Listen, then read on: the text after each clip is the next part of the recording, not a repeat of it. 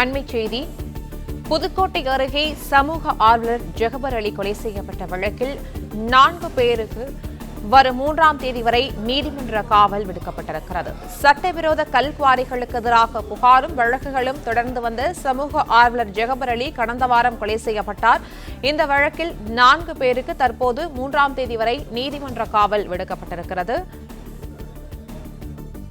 கல்குவாரிக்கு சொந்தமான லாரி மூலம் பைக்கில் சென்று கொண்டிருந்த ஜெகபர் அலியை மோதி கொலை செய்ததாக தெரிவிக்கப்பட்டிருந்த நிலையில் இந்த வழக்கில் 4 பேரை கைது செய்திருந்தார்கள்.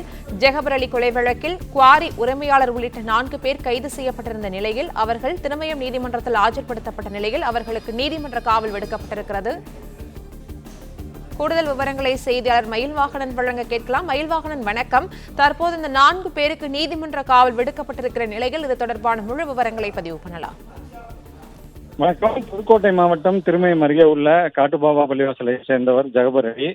இவர் முன்னாள் கவுன்சிலர் ஆகிறார். கடந்த 2-3 ஆண்டுகளாகவே திருமயம் சுற்றுவட்டார பகுதிகளில் கனிம வளத்துக்கு எதிராக பொதுமக்களிடம் திரட்டி போராட்டம் நடத்துவது, அது மட்டும் இல்லாமல் மாவட்ட ஆட்சியர், காவல்துறை கண்காணிப்பாளர், வட்டாட்சியர் உள்ளிட்ட அரசு அலுவலர்களுக்கு புகார் மனு உள்ளிட்டவைகளை செய்து கொண்டிருந்தார்.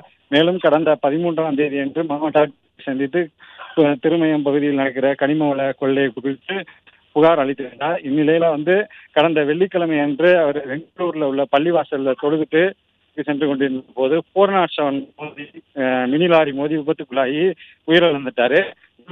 இதனை அடுத்து திருமயம் காவல்துறையினர் உடல் மீட்டு திருமயம் அரசு மருத்துவமனை கொண்டு வந்தாங்க. அங்க கொண்டு பிரேத பரிசோதனை செய்ய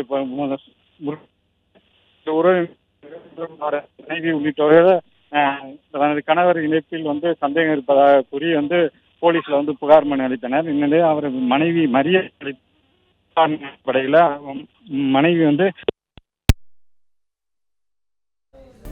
விவரங்களுக்கு நன்றி மயில்வாகனன்.